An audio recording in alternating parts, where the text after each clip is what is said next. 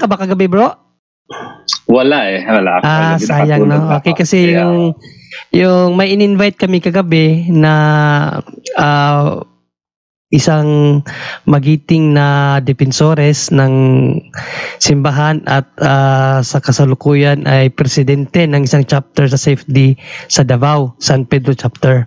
At yan nga ang tinalakay. No? So, well, brother, regarding sa tanong mo, siguro dapat nating unawain what is Novus Ordo. Kasi dito minsan nagkakamali no, narinig ko sila Novus Ordo daw, Ordo means ginawa nilang new mass. Kaya dahil new mass daw pinalitan ang misa. Hindi ganoon. No, dahil Novus Ordo means new ano ba yan? Novus Ordo, new order. Ordo means order. No, so bagong order, bagong rito, bago hindi yung luma hindi pinalitan, hindi nga inalis yun eh. Andyan pa rin at according nga kay Pope Benedict XVI sa nung buhay pa si Pope Benedict XVI sa kanyang ano bang pangalan sa dokumento na yun? Sancto Sarum. Nakalimutan ko yung dokumento. Sabi niya, mayroong dalawang forma ang misa. Ito ang head ng church ang nagsabi nito hindi kung sinong defensor ng simbahan lang na nag-aral lang ng mga dokumento, kundi ang ating Santo Papa mismo. Sabi niya, ang misa ay mayroong dalawang forma. Ano yung dalawang forma na yon? Ito yung ordinary at extraordinary. So ano yung extraordinary? Yung extraordinary yun yung Tridentine Latin Mass. Na nung unang panahon, yan lang ang pinahintulot under sa reign ni Pope Pius X. Then meron pang isa, yung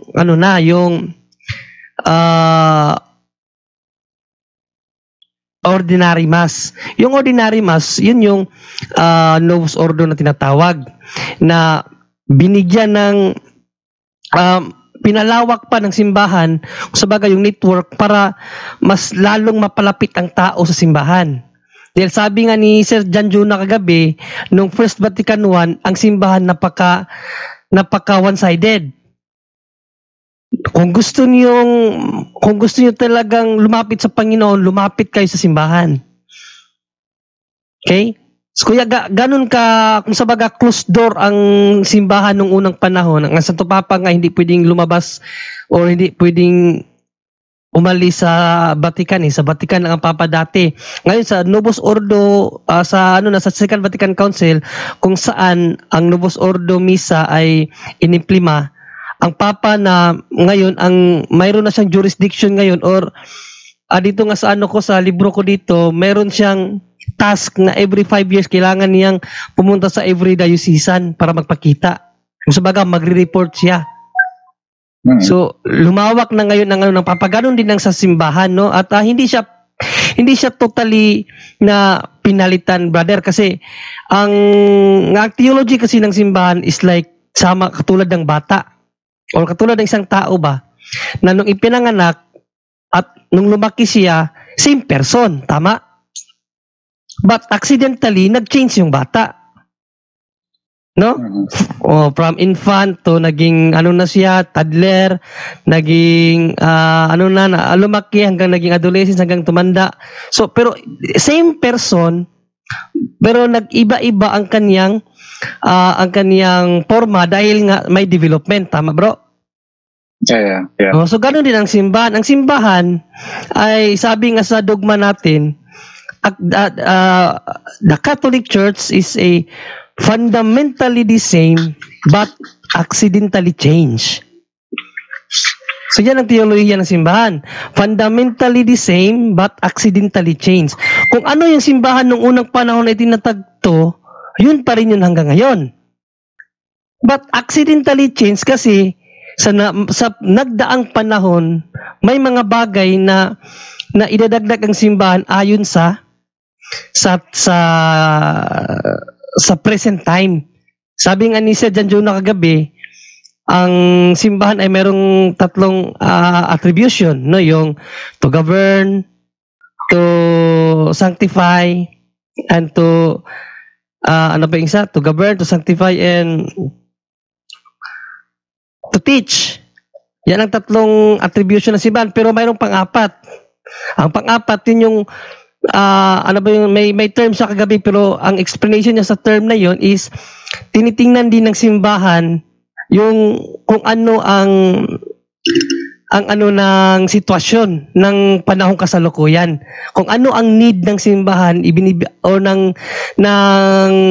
in general, kung ano ang need, yun ang ano ng simbahan. Ibinibigay yun sa kahit anong paraan. So ganun ang ating simbahan at biblical po yan. No, kung babasahin natin ang ebanghelyo natin Panginoong Jesucristo, sabi niya, ang kaharian ng Diyos ay katulad ng isang malaking puno. Nag-uumpisa sa buto, nagkatangkay, nagkasanga, nagkadahon, nagkabunga hanggang naging isang malaking puno na pwede nang pugaran ng mga ibon. Biblical yan ang teolohiya ng simbahan. Hindi siya pinalitan na parang iniisip nila na inalis yung mga dating rito, pinalitan ng bago. Hindi nga, kaya nga, Novus Ordo New Order. Hindi siya nangangahulugang New Mass. Yun kasi ang naririnig ko sa kanila, New Mass na daw, hindi. New Order. Bagong order o bagong rito. Kaya nga, dalawa na ngayon ang forma ng misa ng simbahan. Tridentine at Novus Ordo, yung NOM. So, ganoon siya. No, ulitin natin, walang pinalitan, walang inalis. Kaya nga sabi ni Pope Benedict XVI, ang misa ay mayroong dalawang forma, extraordinary and ordinary mass. So, walang nawala. Regarding sa nag-change ng simbahan, hindi nag-change ng simbahan. The church is fundamentally the same but accidentally changed. Yan, kapatid. Kasi ang sabi nila, ano ang tawag dito?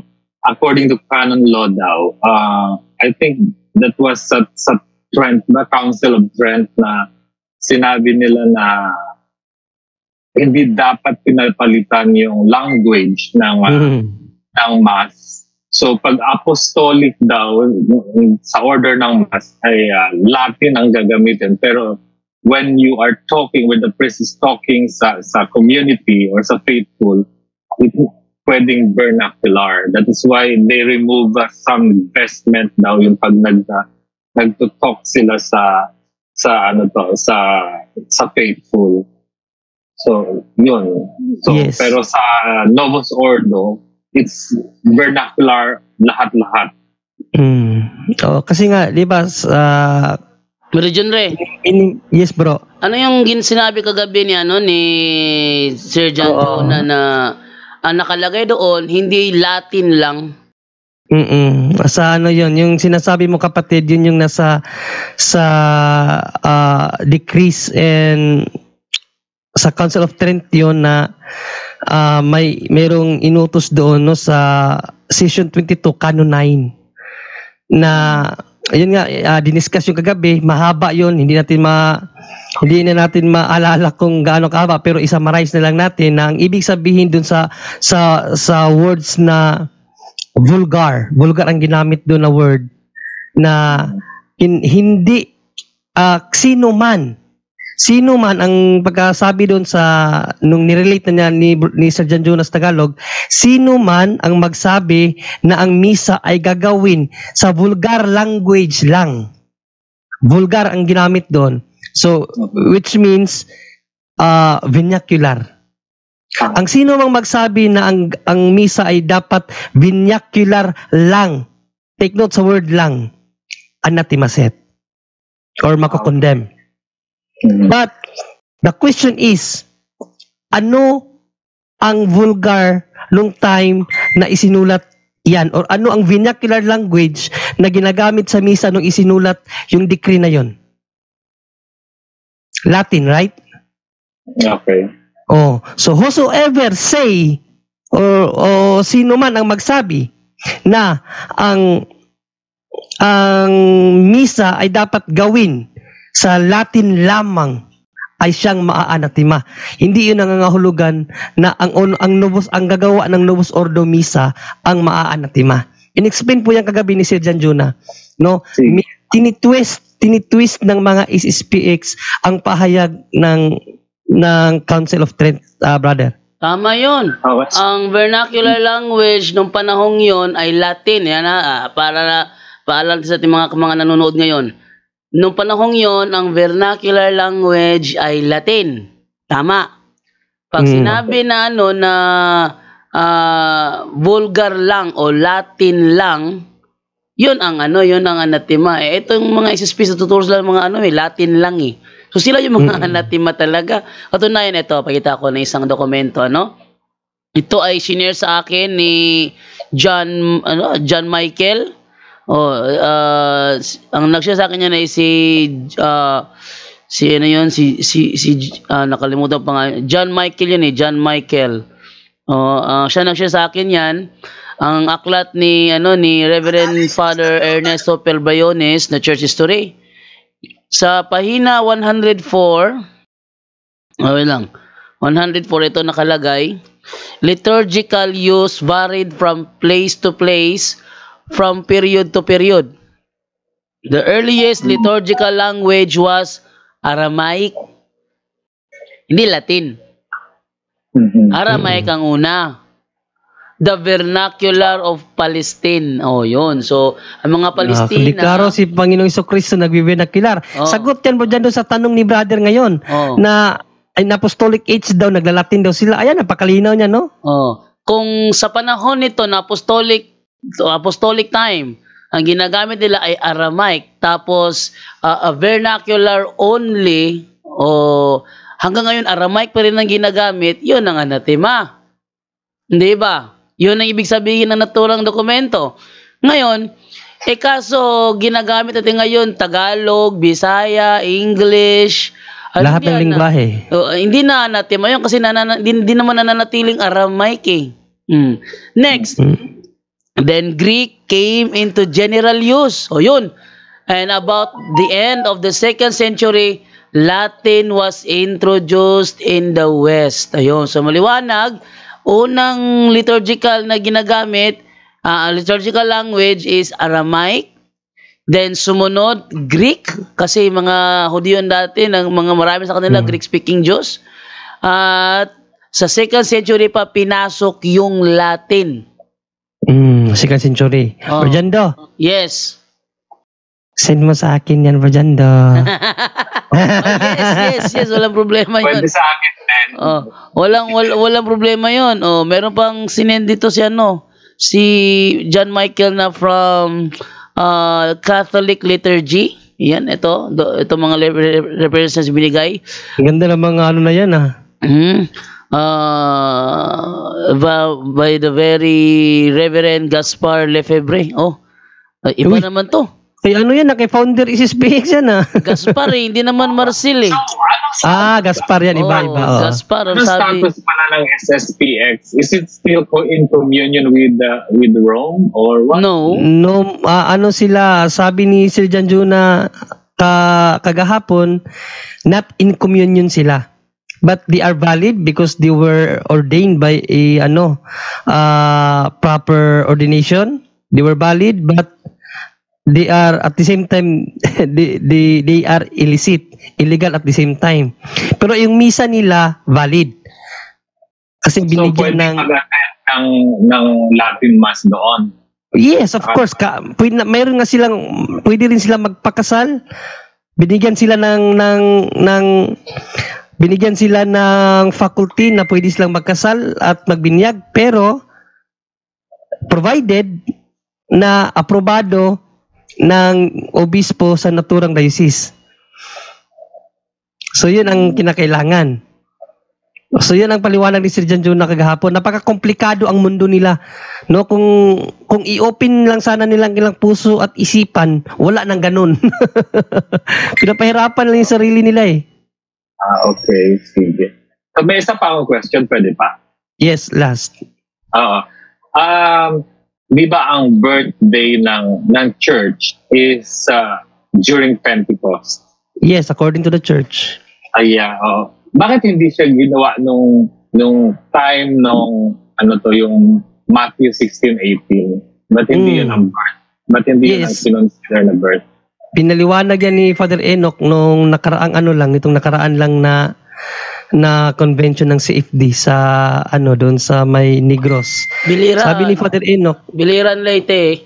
sa Biliran Leyte, sabi ni Father Enoch, ang pagsabi ni Panginoong Jesucristo noon ay hindi nangangahulugan na magtatayo pa lang siya. Kundi to stress out na siya ang tagapagtayo ng kanyang simbahan. Yan ang exegetical explanation ni Father Enoch. So yung birthday of the church, considered, sabi nga sa mga encyclopedia, considered as the birthday of the church is yung day of Pentecost. No? Dahil doon bumaba ang Holy Spirit. Doon ang time na nag-preach ng mga apostles. But remember, kung babalikan natin ng etymological ng word church, ano ba ito at saan ito nag-umpisa? Okay? So, church means ang pagtawag ng Diyos sa kanyang bayan. Tama? Di ba? Church, tayo ang church eh. Question, kailan tumawag ang Diyos ng kanyang bayan? Doon ba sa Pentecost? Hindi, di ba? At the very moment of Christ's ministry, tumawag na siya ng mga alagad. So sa theology, tinawag yun na infant church. So yung church, parang tao din yun. Sa sinapupunan pa lang ng nanay, ando na.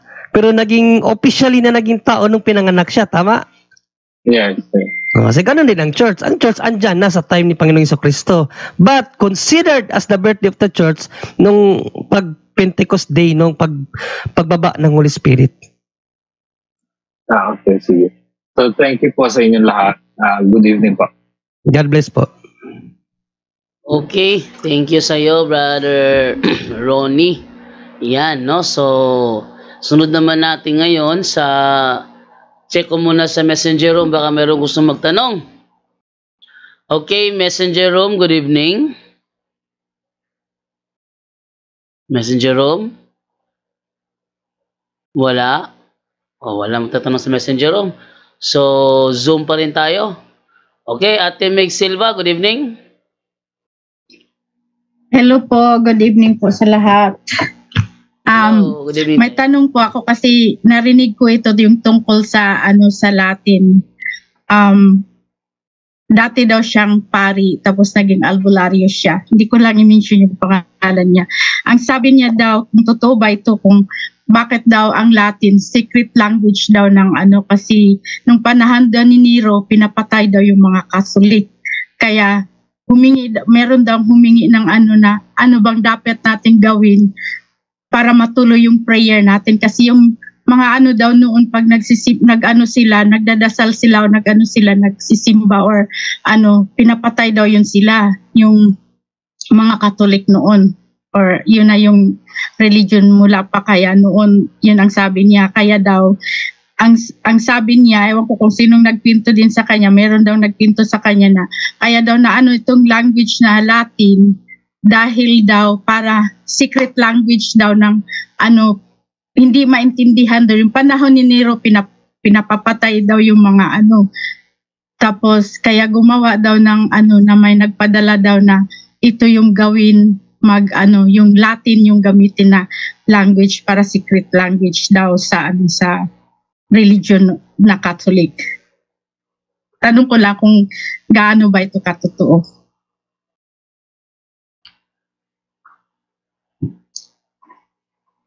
Religion Ray? Yes, bro. Ano yung tanong, bro? About sa yata yun, bro? About sa parang ang spiritual... tanong is, gano'n daw katotoo na dahil sa under persecution ng Christianity noon, ang language ng Latin na kanilang ginagamit bilang secret language. yun yung sabi sila. Kasi ni yung mga Romano nakakaintindi ng Latin yun eh. Wala yun, sister, wag ka maniwala doon, no, na ginagamit ang Latin nung unang panahon. Kaya hindi, sabi nga ni Sir John Jonah kagabi, ang lingwahe ay nag-i-evolve depende sa panahon. No, sa panahon ng mga apostol, panahon ng Panginoong Jesucristo, ang under or ano ang mga tao noon, no, lalo na doon sa panahon nila, sa lugar nila, ang sila ay influence of Greek or itong tinatawag na Hellenistic culture. Kaya more on Greek sila magsalita doon. Then nung naghari naman ang mga Romano, doon na naman nag-umpisa ang Latin. Pero hindi dahil doon ay kaya nagkakaroon na ng yung sinasabi mong ginagamit sa hindi. Ang Latin naging language of the church talaga siya. Nung nag-reign na ang simbahan, no, nagdeklara ang simbahan na magiging language of the church ang Latin. So yun ang pinaka-reason. Hindi yun dahil gagamitin na sa panggagamot. Sister. Oo, yun, narinig ko yan sa kanya kasi yun daw kasi pinapapatay daw yung mga noon Catholic dahil ayaw ni Nero na worship sa Panginoon. Tapos sabi, ewan ko kung saan niya yun nakuha. Narinig ko lang yun sa niya, yung noon before pandemic pa ito before pandemic. So naisip ko lang ngayon na naalala ko yung sabi ng taong yun sa YouTube niya na pero sabi niya dati daw siyang pari, tapos lumabas siya, nag-asawa, tapos dating sabi niya dati siyang pari. Pinsan lang yan sila ni sister na sa hindi totoo. Oo, sabi niya pinapakita kaya niya na nagmimisa siya. Pero narinig na ninyo yung pangalan na yan, nasa YouTube siya. Na taga. Sino? Padre Archie? Hindi. Ano yung pangalan niya? Sige lang, sister. Basta ang importante dyan, sister, kung ano yung turo or aral ng simbahan, doon tayo, sister. Yun ang sabi niya. Yun lang tanong ko kung gaano katotoo. Pero, okay, salamat bro. Salamat bro, John Ray. Salamat sa lahat. Thank you. Thank you, Ate Meg Silva. At basa muna ako dito ng comment dahil may comment dito na na parang ko Bro, andyan na si Bro Wendell, Bro Tata. Bro Tata, tres natin. Wala si Bro Tata. Wala. Kasi may tanong kasi dito, Bro Jando, baka kaya mo sagutin. Galing kay Agricula Rojas. Sabi niya, Bro John Ray, pwede mag-ask, yung upahan namin may store. Pwede mag-deliverance kahit ang kasama ko ay dating daan at born again? Mag-deliverance siya sa may inuupahan sila. Nangupahan sila. Tapos may tindahan. Yung tindahan sa kanila ba yun? Yun ang hindi ko alam. Hindi naman niya sinabi dito. Pero sabi niya dito, may upahan. May upahan sila. Bro John Ray, pwede mag-ask. Yung upahan namin may store. Sila may upahan. Sila may Tapos may tindahan. Yes, pwede sila may-ari. Pwede mag-deliverance kahit ang kasama ko ay dating daan at born again? Yes, kasi pag mamay-ari nila yung lugar, teritoryo nila yun. At nangungupahan lang ang dating daan doon? Okay, parang ganun. Silang may-ari pero yung nangupahan sa kanila born again o at saka dating daan.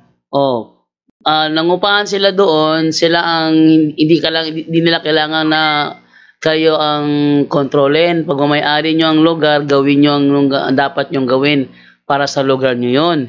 Kung hindi matanggap ng dating daan yun, hindi umalis sila doon. Dami nung nangagal ng upahan Ayun, brother, bato or sister or kapatid na Agricula Rojas, pwede daw pag kayo ang may-ari dahil nasa inyo ang natural authority.